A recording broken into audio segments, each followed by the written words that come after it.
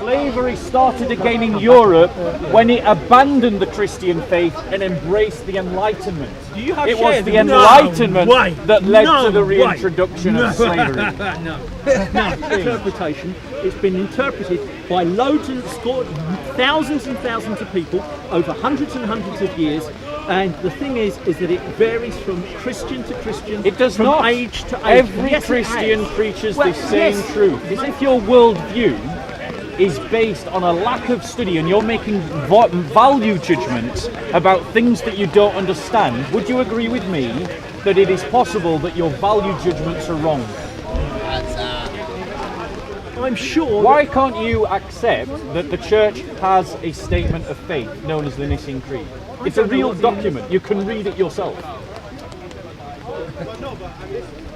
Thank you. There we go. Thank you.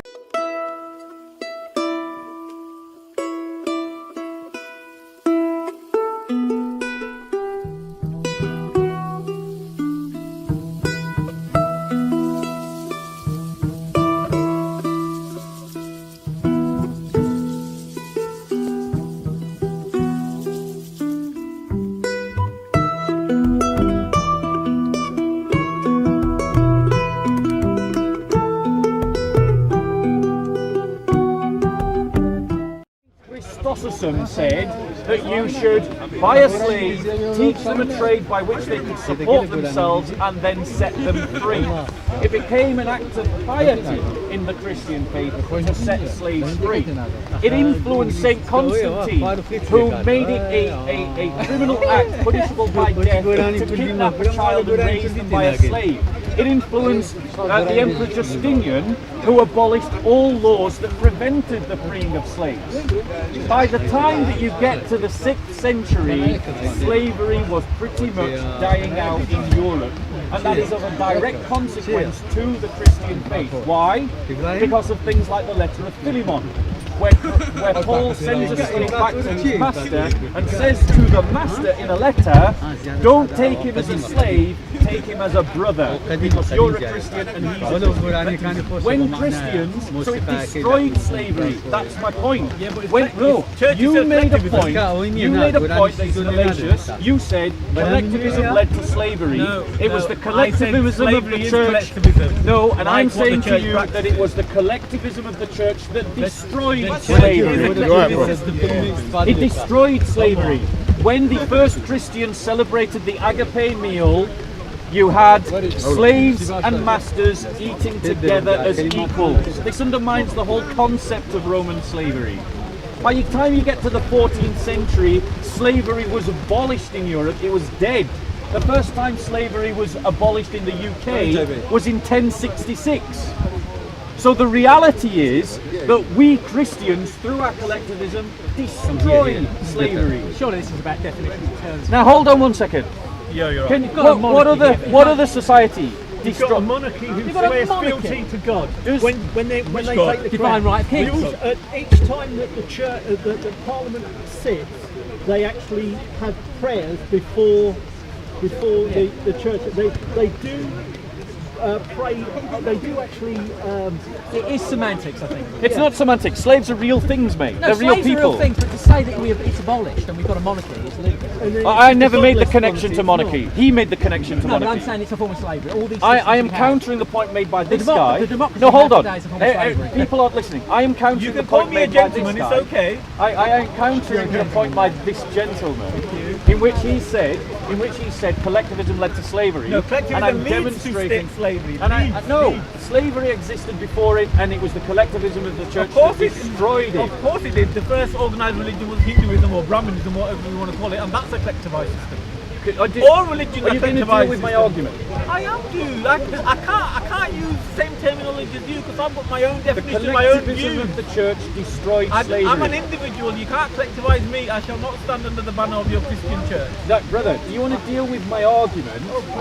Yeah, you said collectivism led to slavery, and I have demonstrated historically how the collectivism of the church destroyed slavery. What I meant, if I said that, what I meant was that collectivism is slavery. loads of Christians Right? in And the 19th what I was trying to century say when I that used the had plenty of slaves. the slave And it's example, perfectly that when, okay for according to example, the church. African people was enslaved, they were There may have been a collectivized period because where they were all still black. But it's Right? not- No, not because they were an black. example of what collectivism is. let me, Not and because they were and I've black. given you an example that the church's collectivism destroyed slavery. not- Now, hold on. This brother makes a point about the reintroduction of slavery in the 1700s. The church- Let's be clear. Let's be clear. Slavery started again in Europe when it abandoned the Christian faith and embraced the Enlightenment. Do you have It was shares the in- Enlightenment No way. that led No to the way. reintroduction of slavery. No. That is what happened. No. It You was, actually sort of say it the was, 1650s. it was the sovereignties right? That of is probably nation one states. of the most religious periods in English history. You've got it was a time of high religion, and that's when slavery was introduced in North America for commercial reasons, and a lot of people justify that. How do you define a high religiosity? Surely, high religiosity. People going to no. war because of their That religion. doesn't mean anything. Surely, high religiosity is the degree to which you observe the faith. Would you agree? No, You don't agree. no. I So, think it- so look, high religiosity has I think nothing there were to do a lot with of following people, the faith. lots of people that actually believe that they lived according to the Christian code. Now that might be a different code to your code, but I mean I believe that they felt that they were true blue Christians, completely living according to God's precept, and it was their interpretation in the same way that your interpretation is It's not my interpretation, it's the church's interpretation. No, it is your This is the problem. interpretation. This is the It's problem with been molded Enlightenment round to thinkers. everyone. Enlightenment thinkers consistently try to impose their rubrics of understanding the world upon Christians. If I got And 5 Christians, Christians in and a room, Christians, they would all disagree about everything. and Christians fall into the trap of thinking that they're right. The reality is, it is not my interpretation. It is the interpretation of the church. That is the interpretation. The collectivist interpretation is the correct That interpretation happens to be of the your church. gloss on it. I'm sorry, but that does. No, I'm sorry, this is how you want we to- could go out to you other want to churches refashion. and they would have. No, I You don't. want to I don't want to refashion. refashion anything. We I'm have- telling you, I'm sorry. that there's loads and loads What of do people Christians with believe? different views What do of Christians what the believe? Bible means. Can you show me a Christian that disagrees with the I Nicene don't have Creed? any. I don't have any here. Find me one. Find me a Christian that disagrees with the Nicene Creed. Every Christian, to be a Christian, has to believe in the Nicene Creed. If you don't believe in the Nicene Creed, you're not a Christian. Thanks, Bob. You're not a Christian. You can't just reinvent faith to suit your polemic. You have to do real academic study and make a understanding of the Christian that's faith your based upon its interpretation. authorities. That's your interpretation, surely. No, that's the church's interpretation. No, that is No, it's the church's interpretation. I'm sure. Why can't you accept that the church has a statement of faith known as the Nicene Creed? It's a real document. You can read it yourself. Thank you. There we go. Thank you. Exactly. No, I don't know what the Nicene faith is. Exactly. So why are you trying to argue about what it is to be a Because Christian I would when you imagine- don't even know Because I what imagine the statement of there faith are is? Greek Orthodox and Russian Orthodox and Catholics that probably have a different perspective, a different interpretation, a different translation of that Nicene Creed or whatever it is.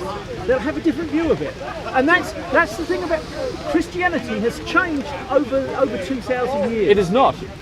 What is the core message of the Christian faith? Do you know? Let's see how much he knows about my faith. Since he's such an expert on it. no! Since he's such an expert on it. What is the I'm central just a faith? fat old fool, right? I'm not an expert. I am not going to call you a fool. but let's just, and I hardly want to speak about being fat. So let me ask you this question: what is the central claim of the Christian faith? I believe it's surrender to Jesus. No. No. Okay, then go on in. Right. So my point. Believe in me, and you shall go there. No. The point that I'm making to you, bro, right, is that you're stood here making these grandiose statements about what it is to No, be a I'm Christian. giving you a different view. Yeah, That's yes, you're not a making grandiose you're statement. talking about my faith, What makes and you're my trying to statement interpret it. grandiose and yours not Because grandiose? mine's rooted in actual facts. an understanding of what it is to be a Christian. 2,000-year-old Bible that is open to again, you have interpretation. you've misrepresented the Christian faith once again. You've another grandiose statement. Exactly. Perhaps, brother, the best way to proceed in this conversation is not to speak beyond your limit of knowledge and to acknowledge that you do not know what you're talking about. Well, if you accept that you do not know what you're talking about, stop trying to tell me as a Christian how I should understand my faith. Well, I think I can. Oh, here you can. Yes, but I you can. don't even know Yes, what I my can. faith teaches. You don't know what its source documents are. I don't know chapter and verse in your way, right? You don't know chapter and verse at all. I do know a little bit. Right, so what's the central claim of the Christian faith? I don't know. Okay. The central claim of the Christian faith is that Christ is the fulfillment of the Old Testament prophecies. He is the promised Messiah, that he was crucified on a cross, and on the third day he rose again from the dead. That he ascended into heaven, and that he is coming back in judgment to the world. And he has brought about the kingdom of God on earth, which advances from the time of Christ to the present. That's the central claim of the Christian faith. Well, I knew that. And that has been the same claim. Well, if you knew that, why didn't you answer the question? Well, because look, the thing is that when I was younger, I used to get ferreted off to Sunday school, and we were told all of that, and it's been a very long time, and I've forgotten it. So you didn't know it? Well, no, I do know. I mean, the thing is I did know the stuff about the Messiah and that he's going to come, that he's supposed to come here to save humanity, and that he will be coming back. I didn't know it in the way that you're expressing, but the basic core idea. Right. So let me just cut to something else. Yeah. We have. But that doesn't stop me. Forgive me, but that doesn't You stop have me. made- From, one that second. doesn't stop me from having another. That doesn't let me stop me from having a view on Christianity, even though I'm not highly versed in the Bible and Christian belief. Because if you read any history, you'll actually see that there are things that have been done over the centuries in the name of Right. your You're church. jumping around topic. Your original claim that I'm countering is that you have said that the Christian faith has changed over 2,000 years. And I said to you, no, it hasn't. And then we got onto a topic about what is the central claim of the Christian faith. Now, the central claim of the Christian faith, which I have just illustrated to you, is the one that you find being preached in the book of Acts by Peter. It is the one preached by Paul. It is the one that is portrayed in the Gospels. And it is the same one that I am preaching to you today, 2,000 years later. It has not changed. So the Christian faith has not open to changed. interpretation. It's been interpreted by loads and thousands and thousands of people over hundreds and hundreds of years. And the thing is that it varies from Christian to Christian. It does from not. age to age. Every Yes, it Christian has. preaches Well, the same yes, truth. Maybe. Do they actually Yes, believe? every Christian preaches the same truth. You will not find a Christian that belief teaches if anything you different believe from in what Jesus, then you will not. You will not find. Is there not different interpretations You will of not. that? You will not find any Is Christian. it not the Catholics that say that you have to go through the Mother Church to get up to heaven? That there's intercession? Is there not sort of Did I different mention no, any of those secondary no. doctrines that you've jumped on? Did I mention any of them? My point is that there are different... I didn't, did I? No, but there are different interpretations No, so- of the way that it's read and the way that no, it's acted you're out. confusing And in fact, something. You're confusing your categories. Christians and You're Protestants confusing and your Catholics categories. have gone to war over Brother, you're their own confusing interpreted- categories. You're confusing categories. You're confusing categories. The Christian faith I'm is the confusing yes, you're confusing categories. Yeah, go on. The Christian faith is the central message that I have just described. Christians down through the ages have applied the application of that central message to their own life in different ways given their sociological political contexts.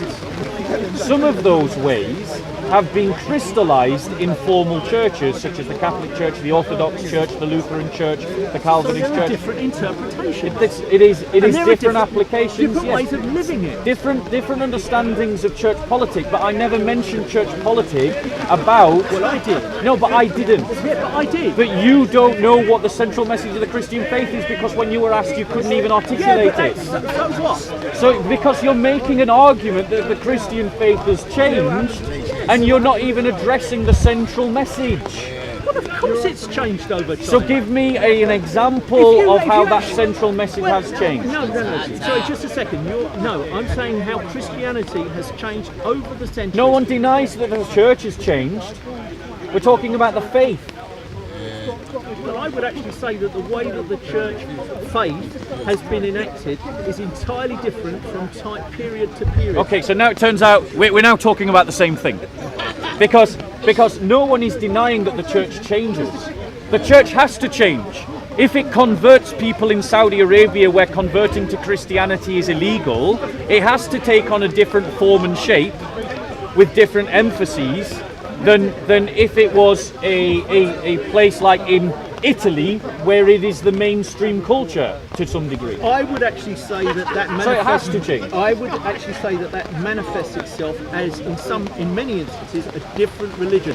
For instance, if you actually had, if you were to go back 200 years, say go back to the 1750s, and you went to an Anglican high church, their interpretation of the central tenets of the church that you have would be entirely. Are we talking about the Anglican Church? Yeah, Anglican. Do you know about the is it the 39 article? I'm sort of roughly, vaguely familiar with it. Right. Okay. So let's just be clear about something. There is a difference between the substance. I think the Queen has to swear by them still. I'm going to finish my point without you interrupting. Okay. There is a difference between the substance of something and the form of something. So the form that the faith has taken over different ages has changed because society changes. Christians in the 1st to the 3rd century had to fight against slavery. Christians today also have to fight against slavery, but we fight against slavery that is illegal, whereas in the past we fought against slavery that was legal. So the nature of the fight changes. Christians have in the past justified slavery. Now, and I'm not slagging off Christianity now. There's a lot of good people like yourself, but I'm saying that in the past, the tenets that you hold dear to you, they have been interpreted over the centuries to justify slavery, to justify war, to justify violence, to justify. Let's just deal with that. Let's just deal with that. There's always this tension in terms of living out one's Christian faith between living according to the apostolic and prophetic teaching and living by what is normative to your culture. There is always that tension has always been there. And those examples where Christians have abandoned what the Christian faith teaches to go along with what is culturally acceptable. No, they've held them central to their heart. They've taken the same words because if you could listen, because the culture, like we take the Christians who went along with the Nazis. What they did. There you go. You shut up for a second and let me finish. I'm so sorry. Gosh, man, just be quiet, just for a minute, right? So the problem. The problem. Don't hit me. Can I finish a point? I know it undermines you. Thank you. So, in terms of things like cultural Christians of Nazi Germany, the fact of the matter is that Christians are always at risk, and this is a message to my brothers and sisters. We are always at risk of confusing our culture for the faith and allowing the culture to determine for us what we should do and then putting the label Christian over the top. That is a danger. And when the church shut up for a second. When the church has been at its worst, it is when it has done that and mistaken culture for faith. Those Christians that hold closest to their faith are the ones that love the best, love the most, love the purest. And love does not enslave. Love does not go along with Nazism. Love does not go along with swearing allegiance to the flag or to the Constitution or to the Queen. Love is a devotion that you give to God and to your brothers and sisters in the community. A true Christian politic is a politic that seeks to ensure that the church is stronger from age to age against all of its rivals. That's an unrealistic idealisation. No, it is not. Yes, it is. No, it is not. You can talk. You can talk. Thank you very much. On the German army belt, in the Nazi era, it had written, as you probably know, it had "My God" written on it. It's supposed to be your God, right? Your God, and my God. The thing is that I would argue, look, you're a good man, and I'm sure that you actually read the Bible and try to live it to the purest way possible. But what you've just described there is a fine, high ideal. But I'd actually suggest that it's misinterpreted pretty universally across times and across nations, across the world. I'm not slagging off Christianity, but what I'm actually saying is that it can be interpreted in so many ways. And another thing I'd actually say to you, right, is that if you actually read the Bible, it contradicts itself very often. You know, like looking at the Old Testament and the New Testament. Okay, allow me to address. They got two totally separate points there. Firstly, the narrative that I'm describing is something that used to be normative to the church, and because of the Enlightenment, the church has lost that understanding of its own politic and needs to rediscover it. It is something that was true all the way through the Church Fathers, all the way through the Dark Ages, all the way through the medieval period, all the way through the Renaissance. Then the Reformation, it starts to falter, and finally it dies at the Enlightenment. We need to rediscover what it is to seek to make the church triumphant in every age, and every generation of Christians must struggle, must crusade, must give ourselves, our ardour, our oblation to God to ensure that the church is successful in every generation. Now, this is something that is not unrealistic. It only takes commitment. It takes commitment from each Christian to do that. That is not unrealistic. That is what you're supposed to do as a Christian. Now, in terms of the idea that the narrative of the New Testament contradicts the narrative of the Old Testament is again rubbish, because the Old Testament points towards Jesus. The whole point of all the prophecies of the Old Testament is that it is pointing to the Messiah. Christ is the Messiah, and the New Testament points back to the Old Testament. The Synoptic Gospels go to great length to demonstrate that Christ is the Messiah. So the idea that these two things contradict one another is just rubbish.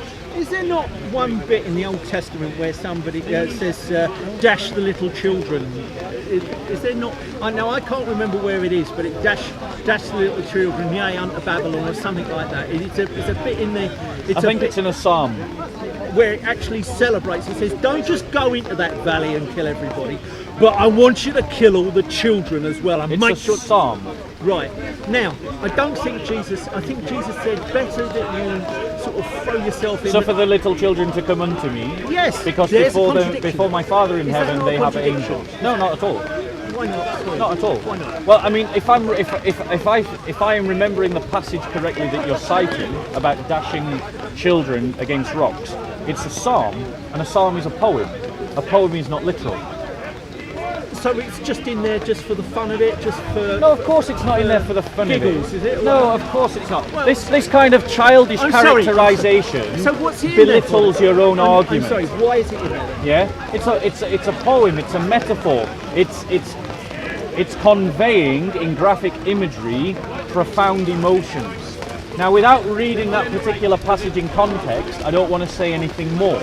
But if it is the passage that I'm thinking of, and if it is the Psalms as I believe it is, obviously it's a poem, and a poem is not meant to be taken literally, then metaphorically. I would imagine that it's meant as a guide for believers, a guide for their life. No, this is simplistic Enlightenment thinking. Once again, all your arguments are based on simplistic generalizations They are based on simplistic characterizations. That's because the thing is, the last time I read a Bible was 50 years ago. Perhaps you should pick one up again before you try to speak about it.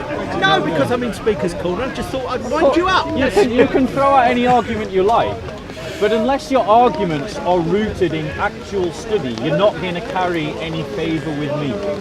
But I don't want to carry favour with you. Yeah, but what I'm suggesting to you is if your worldview is based on a lack of study and you're making value judgments about things that you don't understand, would you agree with me that it is possible that your value judgments are wrong?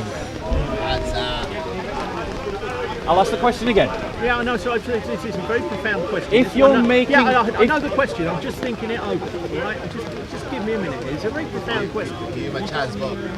The thing is that because of my enlightenment values, and I'll give you that. I mean, I do have sort of some enlightenment values. The thing is that I live constantly in doubt, and that's a terrible thing. No, it's a wonderful thing. Terrible thing. It's a wonderful thing. It's not a sign of weakness. It's a sign of strength. No, it's the existential failure of the Enlightenment. Where you constantly are questioning whether you are right. You are constantly questioning what the other person is saying and questioning what you're saying. You're always open to the other person's point of view. Never reach a destination. Because you might have something. There may be something here that you say. You're not answering my question. Well, I am trying to answer your question. Let me ask you the question again. Let me refocus. Let's refocus. The question I'm asking you is if your worldview is not based upon a genuine understanding of the topics that you're making moral value judgments upon, is it possible that your moral value judgments are wrong? I beseech thee in the bowels of Christ to consider that you may be wrong. That's strongly, yes. Well, maybe I might. Right. So what I'm suggesting to you is before you dismiss the Bible and before you dismiss the Christian faith, which you have stated categorically on record that it has been decades since you last really looked at it, perhaps you need to start picking up the scriptures, reading them for yourselves in light of church teaching and deciding if actually there's got something to say to you. Would you do that? Or are you closed-minded? Give me something to read and I promise you I will read. I don't want to read like 50, 200 pages. Give me something to read. I'll give you, read for me the Gospel of Luke. Gospel of Luke. It's not 250 pages. How many? It's like 20 pages. Yeah. Read the Gospel of Luke in light of church teaching and come and talk to me about it. All right. You look after yourself. You have a great day. So what we were talking about was a number of different issues that all got sort of mashed together. And that is actually something that happens a lot amongst people who have had their inner man, their mind, their worldview formed by the Enlightenment. Because unfortunately, in our society, we are bombarded by a series of characterizations, platitudes, and generalizations about all religions, which prevent people from really understanding what the Christian faith teaches or practices. And in terms of our understanding of faith and religion, what we have in our society is this kind of inoculation to the Christian faith. People think they know what the Christian faith is, they know what Christian teaching is, when really they know nothing of the sort. And what I would encourage all of you to do, particularly those of you who call yourselves Christians but don't go to church, call yourselves Christians but don't read the Bible, call yourselves Christians but don't practice the faith, I would encourage all of you to pick up the Bible for yourself, to download the Bible app, to read it in light of the scholarly commentaries of the church fathers, of leading church figures, and come to an understanding of the faith based upon real knowledge, not based upon platitude, generalization and characterization, and make a value judgment to yourself about whether that faith has something true to communicate to you, whether it resonates with your conscience, whether it resonates with your sense of right and wrong, whether it resonates with what you understand to be true and false. Because we're told in our society, for example, that the highest form of knowledge is scientific knowledge, and I would suggest to you that that's wrong. The highest form of knowledge is knowing how best to love.